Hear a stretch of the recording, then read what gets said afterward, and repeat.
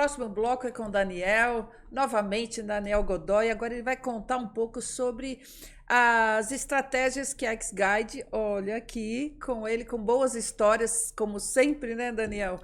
Contar um pouquinho sobre os seus clientes, todo o movimento de licenciamento, de marcas que ele tem utilizado com seus clientes. Ah, legal, vamos lá.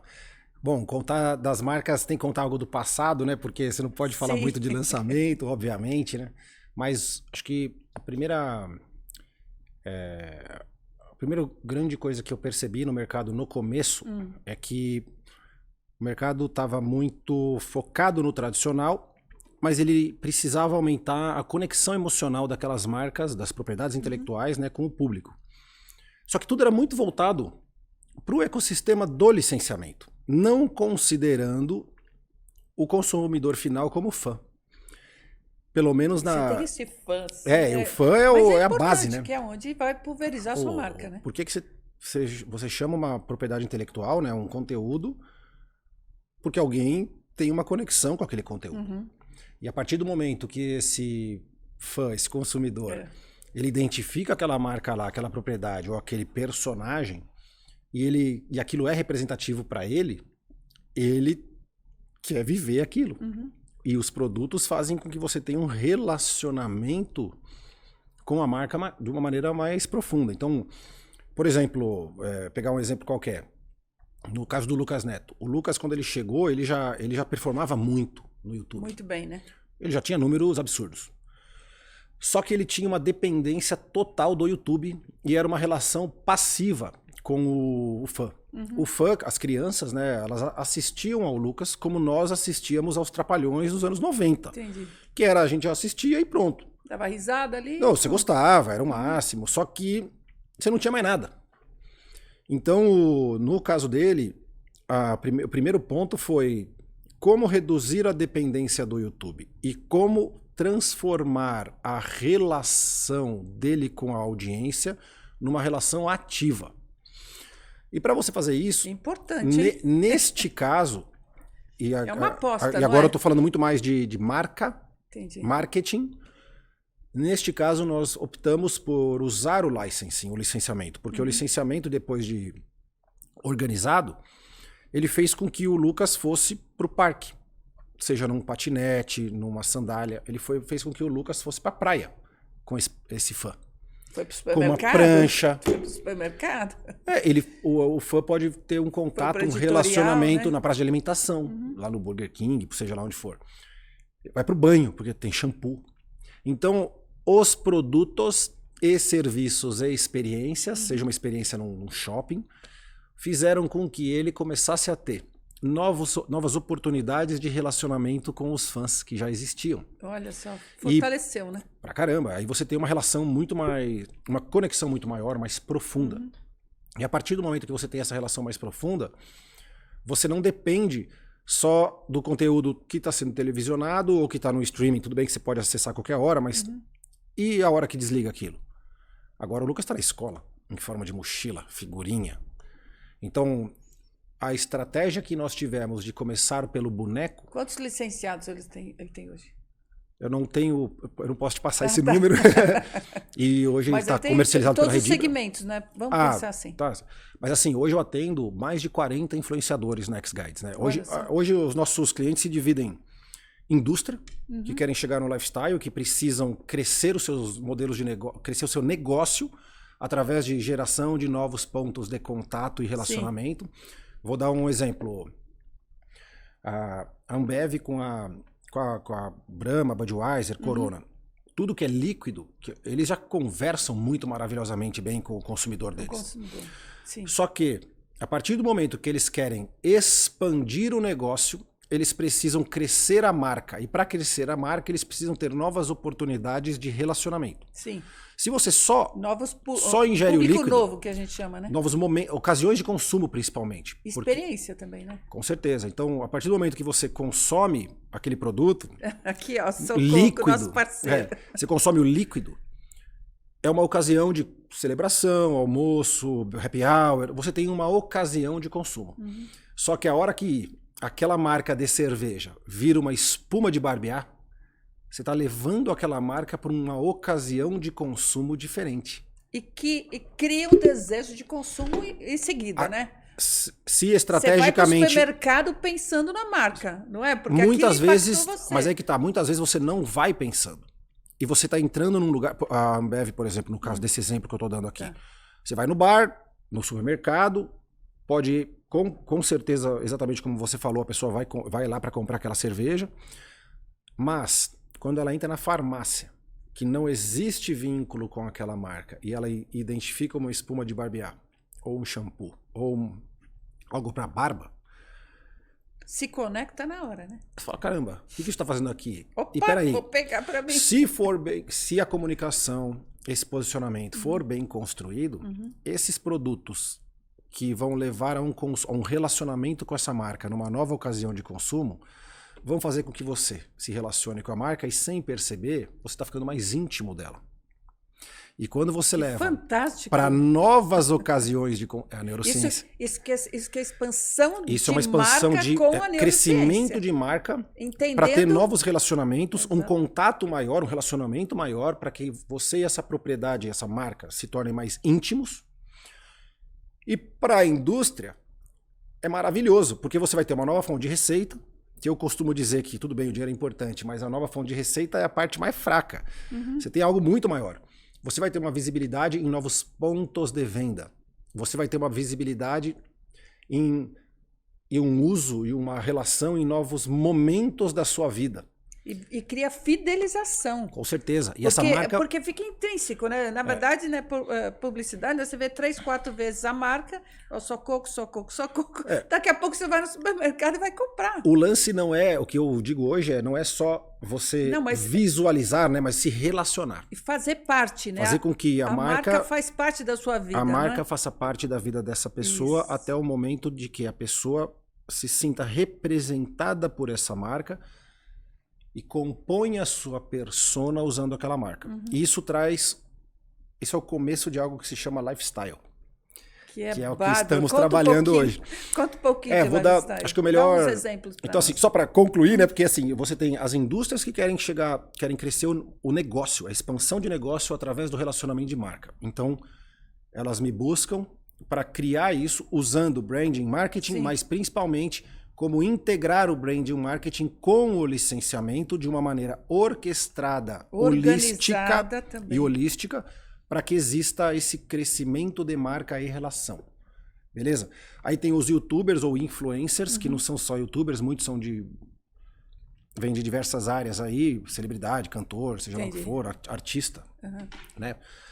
Tem também os grupos de mídia que sempre existiram, que a gente começou com a Warner, né? Graças a a Warner foi o começo de tudo, né? O Marcos está aí até hoje, cliente mais antigo, querido, Marcos vou te Bandeira, chamar para entrevista, você e o Igor, hein? Eles que foram o meu primeiro grande cliente e tá lá até hoje, é sensacional, e hoje a gente trabalha bastante com eles. Só que, além de indústria, influencers, né? E os grupos de mídia, hoje a gente tem uma... Opa, bati aqui. Hoje a gente tem algo muito novo, que é a transformação social. Então, como usar o licenciamento para a transformação social? Eu atendo o Comitê Paralímpico Brasileiro com a grande causa da inclusão social. Porque o ano que vem vai ter Paralimpíada. Então, a ideia não é girar dinheiro e ganhar royalties. A ideia é, eu preciso ser representativo para uma criança, por exemplo, cadeirante lá no Tocantins, que se sente excluída da sociedade, e que a gente tem que, de alguma maneira, ajudar a fazer com que na vida dela as coisas melhorem. Ela se sinta uma pessoa melhor. Simples, né? Não só mobilidade, né? Dela se mover, mas dela consumir um produto de uma forma mais acessível. Então, quando você usa o licenciamento para fazer com que grandes empresas de TRs, grandes indústrias, que tenham um contato já, elas tornem um produto acessível, seja uma embalagem mais fácil de abrir, ou algo um acessório que vai ajudar no dia a dia, isso já é significativo. Quando você transforma a sua loja numa loja acessível para cadeirante, deficiente visual, qualquer PCD, qualquer pessoa com deficiência, seja intelectual ou uma deficiência física, você está ajudando essa pessoa a existir, facilitar a se locomover, a vida, tudo. Né? E principalmente a sua família. Famílias que têm, por exemplo, um filho com síndrome de Down, elas são muito impactadas. E hoje a gente está usando estratégias de licenciamento, estratégias de marca e de marketing para integrar tudo isso, para fazer com que seja um valor percebido para os donos das marcas, gere negócio, mas que principalmente cause a inclusão, fazendo com que a pessoa se sinta parte da sociedade, é o senso de pertencimento. Mas voltando à sua pergunta... Que existe, só um pouquinho, o que existe nesse mercado atualmente, ou isso tem sido um novo posicionamento? Por exemplo, existem alguns produtos que já ajudam na maneira de consumir os produtos ou não? Esse movimento já começou, mas não tinha sido usado no licenciamento diretamente. E hoje a gente está com um trabalho pioneiro com o Comitê Paralímpico Brasileiro. Criamos... Por isso que eu gosto de você. É muito novo isso, né? Isso é novo no mundo inteiro. Eu estive em Las Vegas esse ano, na feira, a maior feira de licenciamento do mundo, né? E você não tem nenhuma marca... Você tem muitas marcas e propriedades que falam sobre um determinado assunto. Por exemplo, assuntos referentes à sustentabilidade. Sim. Então tem marcas que falam, nossa, vamos salvar a natureza, proteger, evitar o descarte do lixo. Vira amigo de um nicho de mercado, né? E assim, não está errado. Isso traz uma conscientização. Aliás, errado é um termo relativo ao que você não concorda, né? Então, não é que eu não concordo. Eu acho ótimas iniciativas. Mas, efetivamente, o que essas propriedades estão fazendo para uma mudança, para ela acontecer? Elas estão conscientizando. Já é um grande passo. Sim. Só que o passo que a gente, hoje, em conjunto com o Comitê Paralímpico, está fazendo é algo para que, de fato, a inclusão social comece a acontecer. Seja por acessibilidade, anticapacitismo. O anticapacitismo é seríssimo hoje. Sim, com certeza. E assim, e não é por uma maldade da sociedade, né? Eu, por exemplo, usava muito um termo, vai dar uma de João sem braço, pô, você tá cego, você não tá vendo. Isso é um termo que... Pejorativo, né? Hoje eu tenho vergonha de ter pensado e falado isso, mas não é que eu falava na maldade, era uma ignorância da minha parte. E se somos ignorantes na experiência da pessoa com deficiência, a gente tem que então... Pô, peraí, é uma questão de ignorância? Vamos começar a educar, a ensinar. Mas não educar de uma maneira ativista, impositiva. Através da inspiração, através de uma maneira que as pessoas desejem usar determinadas marcas para a sua composição pessoal, para falar, eu uso isso, porque isso de alguma maneira ajuda as pessoas. Eu uso aquilo, que bárbaro. porque isso de alguma maneira... É valor. É passar valor. É valor, é uma transferência de valor. E é isso, hoje... Isso encanta, temos, né? Poxa, isso fascina. Isso é motivacional. Então, eu saio de algumas apresentações que você consegue convencer, sejam grupos de mídia, plataformas de conteúdo, indústria, varejo, quando você explica e mostra, cara, é uma mudança aí na sua empresa, na sua estrutura, fantástico, que vai causar uma transformação social. E vai impactar, né? E isso é um legado. Vai impactar a sociedade, impacta a família, impacta a pessoa, impacta o público. Eu vou comprar porque eu vou ajudar. Eu até não quero, não gosto detalhe, do não sabor, mas eu vou ajudar porque essa empresa é amiga de alguém da família, porque todo mundo tem alguém da família. Meu pai teve escola de excepcionais, acho que eu nunca comentei isso com você. Não sabia, caramba. Minha irmã trabalha nos Estados Unidos há mais de 30 anos. Cuidando de crianças especiais. Eu fiz curso muitos anos atrás. Nem sabia dessa parte, olha só, temos muito em comum aí para conversar. E o grande problema na época, e a minha irmã sempre comenta, a Maísa está chegando no Brasil agora, porque ela mora na Califórnia, exatamente a família entender. Quando você falou que esse produto ele vai ajudar a família... de verdade, já é um grande sucesso. Vocês abrem uma oportunidade no mercado que ninguém havia percebido. Esse é o grande passo atual, né? É um valor percebido que traz um resultado gigantesco. Eu tenho certeza que os licenciados dessa marca... Está começando e vai acontecer. Vai ter um movimento. Eu vou te falar, Daniel... Vai ter um movimento mundial e começa pelo Brasil. Com certeza. Nós estamos encabeçando isso. Por compartilhar isso com a gente. É muito legal. Eu e minha equipe, esse é um projeto maravilhoso, né? Graças ao presidente Misael Conrado, do Comitê Paralímpico Brasileiro. Ele acreditou nessa ideia. E esse é um movimento de licenciamento novo. Porque o lifestyle já está acontecendo há alguns anos. Sim. A conexão emocional das propriedades intelectuais com o consumo E a indústria entendendo isso já está acontecendo. Só que um movimento que traz valor para todas as partes, um movimento de licenciamento através da transformação, isso está sendo muito novo. Já existem marcas fazendo isso? Sim.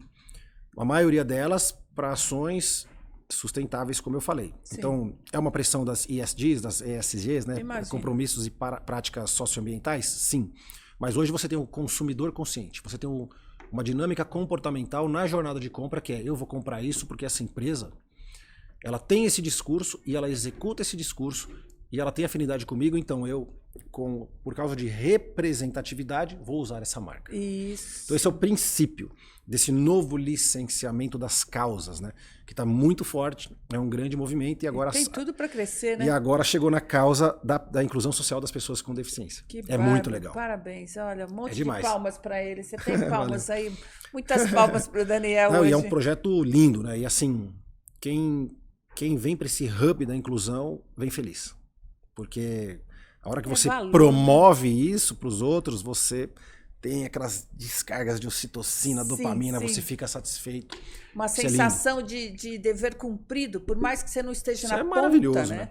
Mas você colaborou para o bem, né?